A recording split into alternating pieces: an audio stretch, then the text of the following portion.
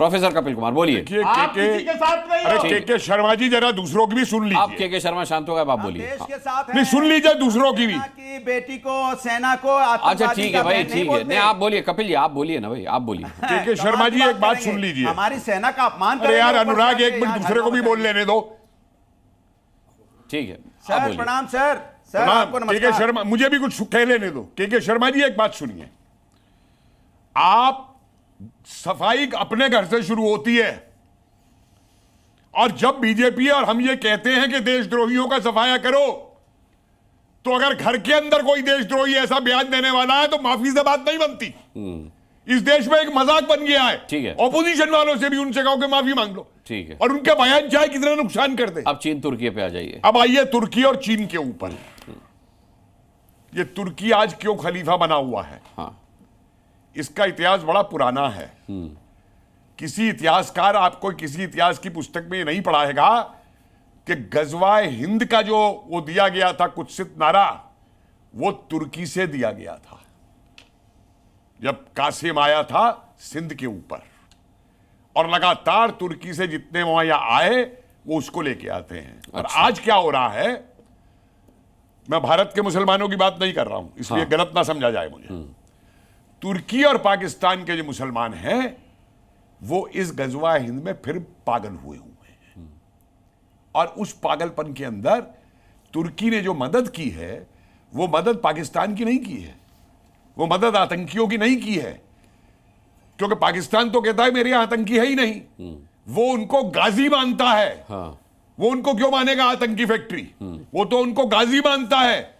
और गाजी का मतलब आप अनुराग और आप भाई, आप सब लोग अच्छी तरह समझते हैं गाजी कौन होता है, कि जो काफिर का कत्ल करता है, काफिर पे जीत हासिल करता है, काफिर को लूटता है। तो तुर्की तो उन गाजियों को बना रहा है और आगे चल रहा है।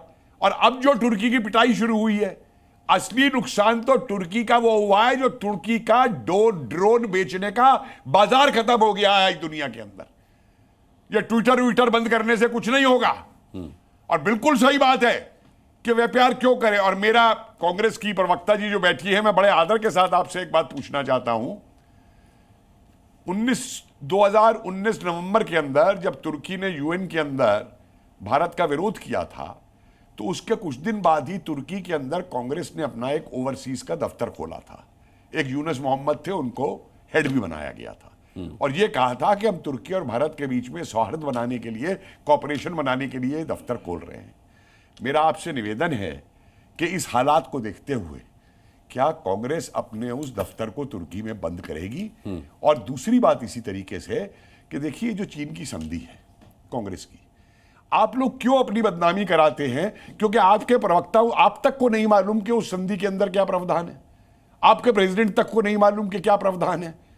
तो भाई खत्म करिए ना, राष्ट्रवाद में एक कदम और आगे बढ़िए। राहुल गांधी ने पूरी सपोर्ट दी है देश को, देश की सेना को, तो एक कदम और आगे बढ़िए ना, और कहिए कि ऐसे चीन से हम कोई संधि नहीं रखेंगे जो आतंकियों और पाकिस्तान का साथ देता है। कहिए कि ऐसे टर्की में हम कोई दफ्तर नहीं खोलेंगे जो आतंकियों का साथ देता है। आगे आइए ना, पूरा देश आपके साथ है। और एक आखिरी बात कहूंगा अनुराग जी, कल कलकत्ता में एक घटना घटी है।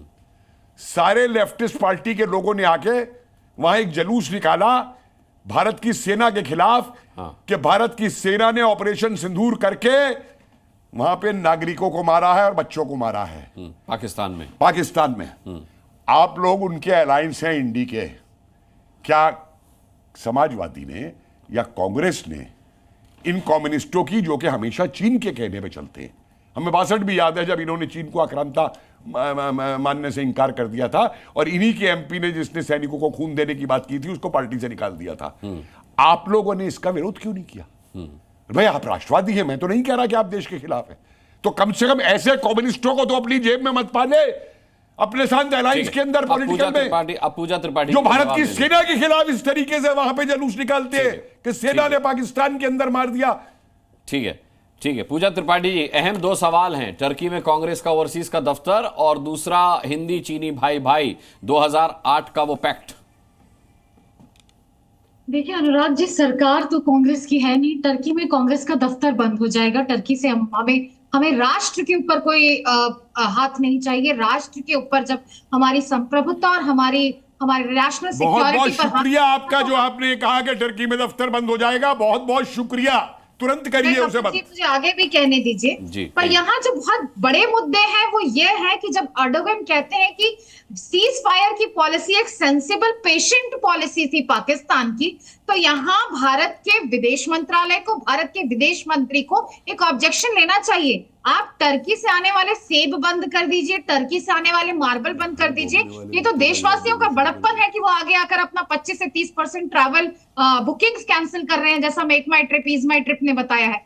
पर राष्ट्र कब लेगा, पर राष्ट्र कब इस पे एक्शन लेगा? आप चाइना की बात करते हैं, जब हमारे यहाँ पहलगाम हुआ था उसके 3 दिन बाद अडानी डिजिटल लैब्स ने अडानी कंट्रोल्ड एयरपोर्ट्स में चाइना की कंपनी ड्रैगन पास के साथ अनुबंध किया।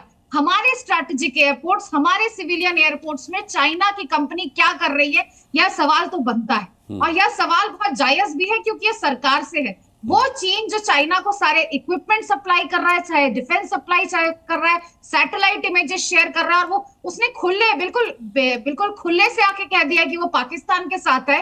उस चीन के साथ हमारा ट्रेड डेफिसिट $100 मिलियन कैसे है, यह सबसे बड़ी बात है। देखिए, मोदी जी ने कहा था ना राष्ट्र के नाम संदेश में, वो हम सबके प्रधानमंत्री की टेरर और ट्रेड नहीं कर सकता। तो टेरर का साथी, टेरर का दोस्ती, उसके साथ हमारा $100 मिलियन का ट्रेड कैसे है, यह भी एक बहुत बड़ी बात है।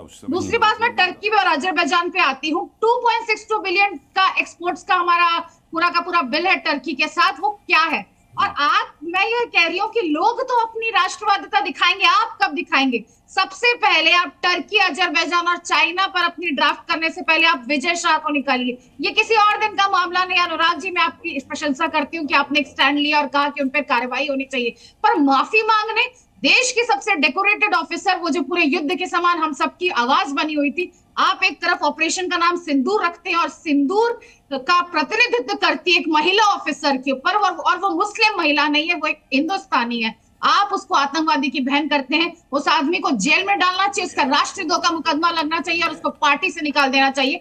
माफी वाफी से काम नहीं चलेगी, क्योंकि अगर आपको राष्ट्रवाद की लकीर खींचनी है, अगर आपको देश के लिए लकीर खींचनी है, तो आपको अपने घर से खींचनी होगी। और यहाँ पे बात अब चीन और तुर्की और बहुत पास्ट की बात हो रही है। मैं बिल्कुल राजनीतिकरण नहीं करना चाहती हूँ, सेंसिटिव मुद्दा है, देश पूरा साथ में है। पर अगर आप 2008 की चाइना के एमओयू की राहुल गांधी के साथ बात करते हैं, तो मेरे पास 2015 की राम माधव की तस्वीर है, जिसमें चाइना ने कहा था कि आरएसएस अपनी बताइए आप। नहीं, अरे उनको दूसरे पे उंगली उठाने से पहले अपना बताइए, आपने क्यों संधि रखी हुई है वो आज तक? आप एक शर्त बता सकती है उस संधि की? आप एक शर्त बता सकती है राम माधव की ऐसी तैसी? आप बताइए, अपनी बात करिए। ऐसी तैसी जैसे शब्द मत इस्तेमाल कीजिए। कांग्रेस की बात करिए आप। चाइना 11 बार विजिट किए हैं, चाहे पथुगान में 600 मेगावाट का सोलर प्लांट तो बता दो 2008 वाली की, मालूम है क्या? के कैंपेन में हुवाई ने डोनेट किया था सीएम कैंपेन में। यह बातें तो बाहर आएंगी, और हमने चाइना के साथ बैठ के साबरमती के किनारे झूले नहीं झूले थे।